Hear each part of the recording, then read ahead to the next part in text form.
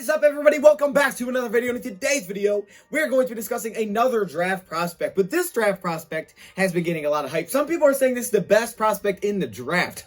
I know, right? That is Micah Parsons. So let's get it started. You know, I got to shout out DoseOfDion, man, because it was actually the first time I went live on YouTube.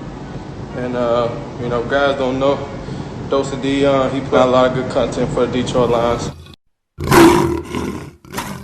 Welcome everybody to another video. Glad you guys are here. And yes, we're talking about a guy that has been very hyped up heading into this draft class. And I feel like his stock just keeps going up and up and up. And a lot of people are excited about this player. I mean, I'm seeing so many people say this is the best player in the draft class that I told myself, okay, it's time. I got to take a look at him. All right. Now, let me make this disclaimer really quickly. As I am a Lions fan, this video is not specific for the Detroit Lions. This is simply just a draft prospect video. What I took away from Micah Parsons, strengths, weaknesses, everything like that. At this point, I can't tell you what the Lions are looking for because I don't know what the heck our head coach, GM, I don't know any of that.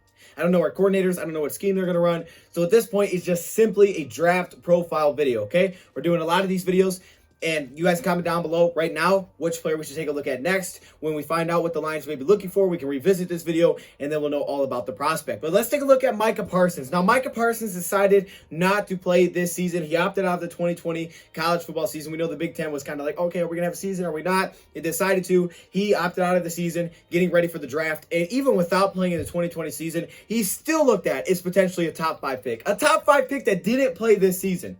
Okay, he had to be doing some great things in the 2 years that he did play. Before we get to the strengths and weaknesses, I quickly want to take a look at his stats, just very quickly. Going back to 2018, where he only started in one game as a freshman, okay? 2018, starting in one game as a freshman, he led the team in total tackles with 82. He also had 1.5 sacks and 4 tackles for loss, as well as 2 forced fumbles. Pretty good stats, I should say. Then in 2019, which was his huge year where he got all this recognition before not playing this season, in 13 games, once again, he racked up 109 total tackles, 5 sacks, 14 tackles for loss, to go with 4 forced fumbles. Those numbers are incredible. All right, so I just wanted to point those out first. Now everybody knows where the numbers are at. He played at Penn State, so he was in the Big Ten playing some good competition. Now let's take a look at his strengths first, then we'll take a look at his weaknesses. Well, one of the first strengths is actually just something that you usually want to look at first, okay? When you take a look at the prospect, you always want to look at this first. The size, right? What is their size? For Micah Parsons, his size is a strength. He is 6'3", 245, 250 pounds. That's where people put him in that range, 240 to 250. That is some tremendous size for a linebacker. I mean, to put that in perspective, you know, we talk about, okay, the Lions, you know, they like those big, bulky guys. And you're looking at, you know, 245, 250-pound linebackers. But usually, because of that size, they're lacking some of the speed, you know, and the athleticism.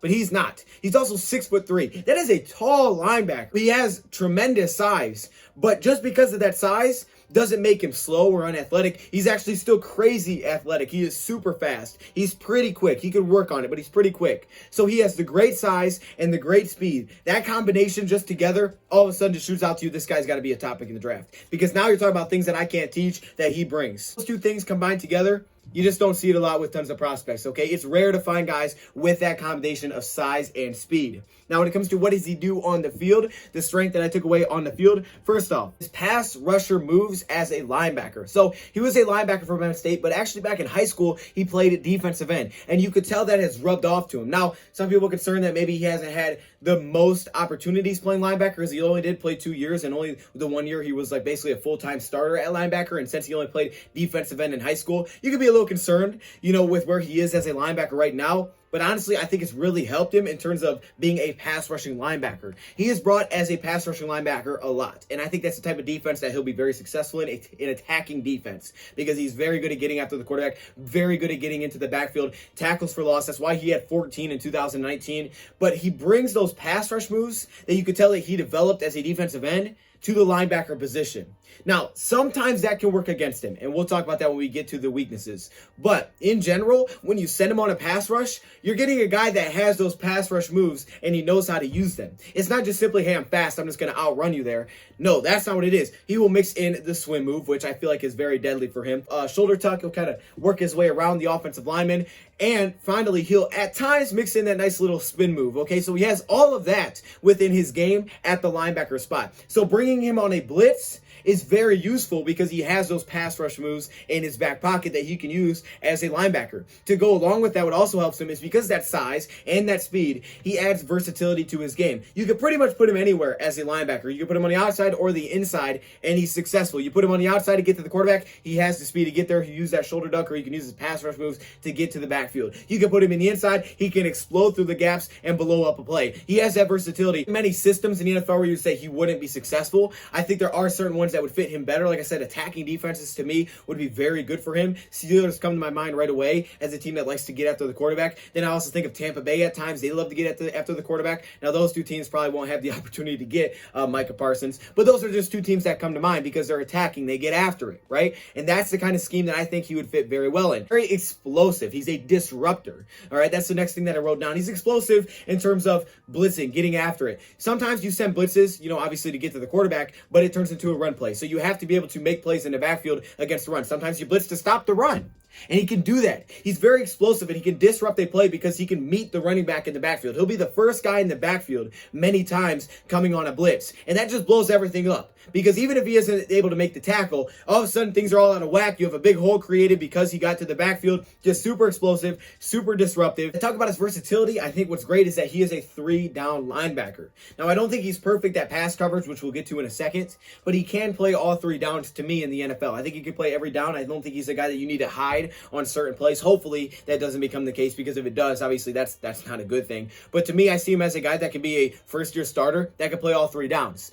And that's great. It's great to have a guy that you don't have to worry about, okay, I have to move him in and out based on the situation and the scenario, trying to guess what the offense is going to do. No, he could be out there for pretty much any situation, play almost every single linebacker position, and a defensive coordinator can move him around and feel confident that he can get the job done. It's just that explosiveness. It's the athleticism combined with the size. It's rare. It's rare to see what he can do. And that's why some people are even pointing the ceiling to a guy like Luke Kuechly. Because if you go back and watch Luke Kuechly back in college, you'll see how much ground he can cover. And I feel like I see the same thing with Micah Parsons. Now, I don't know if he's going to be Luke Kuechly. I don't know if I go that far. I mean, that's the very top ceiling. But I do see a guy that covers a lot of ground, can make a lot of plays, and he just can get all over the field and do basically whatever you ask of him. Now, I really had to nitpick on the things that I think that are weaknesses that he needs to work on here, because to be honest with you, there's not a lot of glaring weaknesses. I mean, there's no really red flags to me in his game. Yes, there's things that he's not great at, but I don't see red flags of like, okay, well, if you draft him, you got to make sure that you don't get him in this situation because he's terrible at it. I don't see that. I don't see any red flags, but there are things that he can work on. And yeah, he's only played 2 years in college, so that's going to happen. It happens with every draft prospect. No one's perfect coming out of the draft. First weakness I bring up is him engaging blockers. Now, this is kind of a weird one because you love the fact that I brought up earlier, right? He can use his pass rush moves to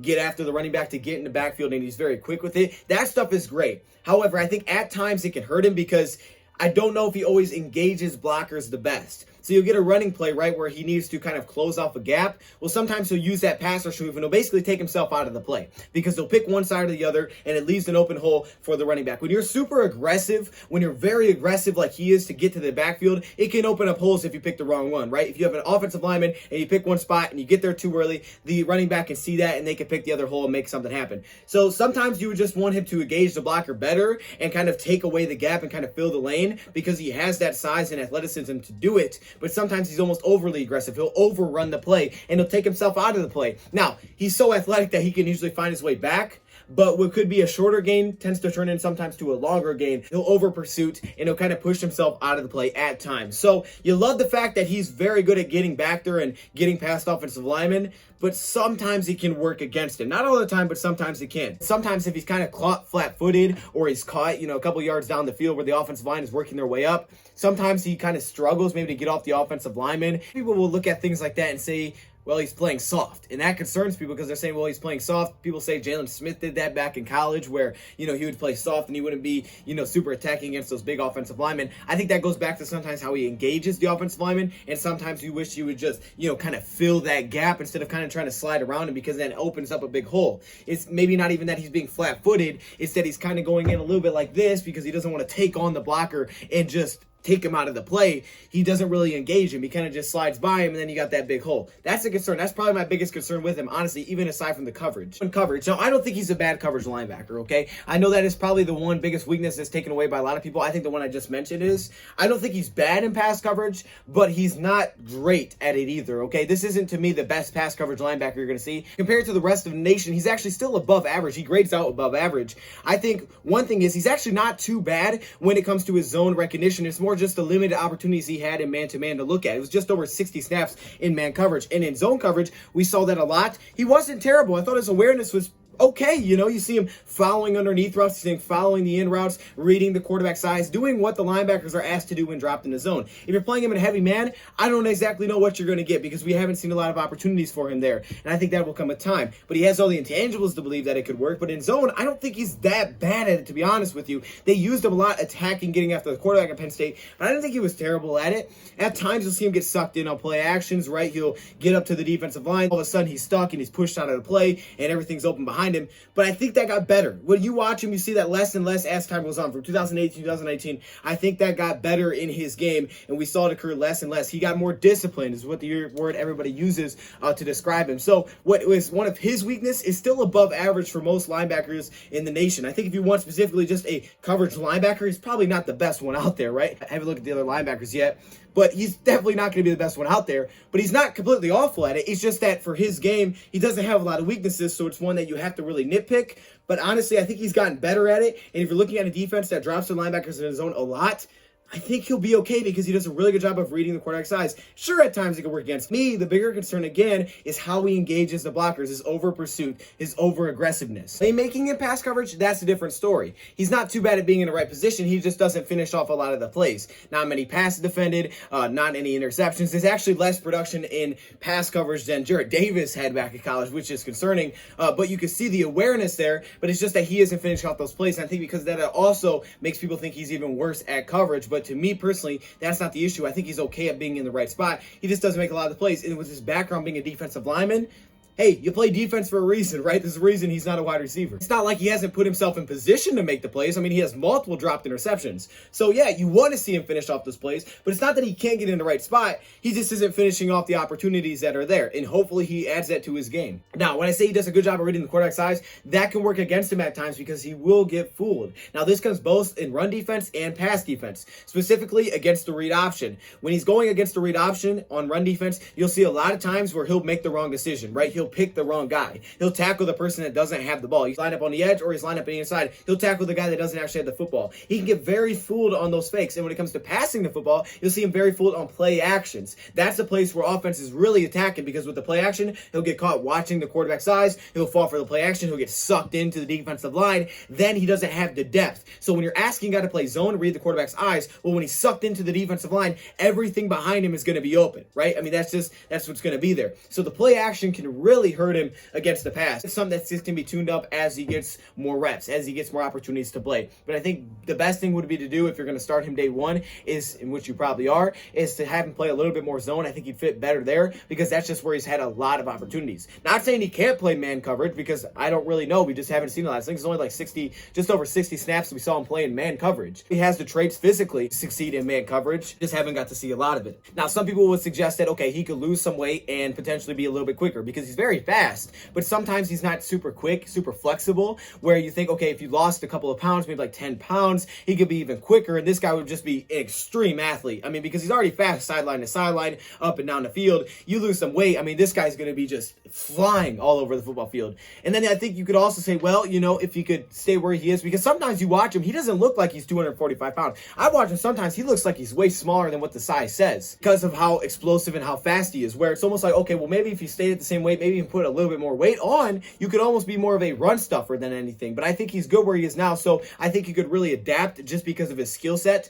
to what you need him for. If you want a guy that's quicker, really helpful in the front seven, maybe even better in pass coverage, maybe you trim off a few pounds. If you want a guy that's more of a run stopper, run stuffer, and you want to try to get him to that, maybe keep him at the same weight, maybe even add a few pounds to get him a little bit bulkier in the inside, because I think that would even help him even more picking up offensive linemen. And he already shows with his size that he still has the crazy athletic ability to make plays. He's a very secure tackler is one thing I noticed. He doesn't have a lot of missed tackles. I mean, his missed tackle rate was just over 5%. That's pretty darn low for a linebacker that's going to be involved all the time. So he's a very secure tackler. I don't see him just banging into people and then just not using his arms at all. That's a big problem. So he wraps up. I see him as a secure tackler, which is nice, but it's the type of defense that I think if you put him in attacking defense, you can almost maybe even limit more how many times they're trying to drop into coverage. If he's getting after it, this guy's going to be phenomenal. But if you're trying to drop him all the time, it's going to be stuff where you're going to see hiccups. He's not going to be great at it. You're probably going to see him exploited. You're probably going to see him making mistakes, leaving guys open. But at time, I think he'll get better. So as I mentioned earlier, like, hey, he could fit in any scheme. He's got the versatility. You can put him anywhere and he'll be successful.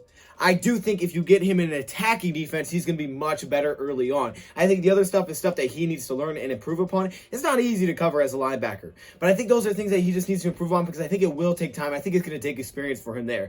But I think if you put him into a defense that's more attacking, at times he drops into coverage, he'll get better faster, and you'll see him thrive more earlier in his career than if you're getting him to a defense that's dropping much more. It'll just take a lot of time, and you'll see probably a little bit more limited of those highlight plays that really make everybody super excited about him as a prospect. So personally for me, a very talented player. But if you're just looking for specifically a pass coverage guy, I would probably urge you to maybe look elsewhere because that's not what he's the best at. If you want a very good linebacker, especially if you want someone that's attacking, that's getting after it, he is the best linebacker. I think he's probably going to he may end up being the best linebacker pound for pound in this class when we go and continue to look at them. So I think he's very good. I think he's a very good linebacker. Got a lot of potential. I don't know if he's top 5 or top 10 yet. You know, it really just depends on team needs, who's sitting there, right? What they need, whether or not they reach is depending on what the team needs. And obviously I haven't looked at every prospect yet. Exactly, you know, where I would rank him amongst the other top players in this draft because I haven't seen them all yet.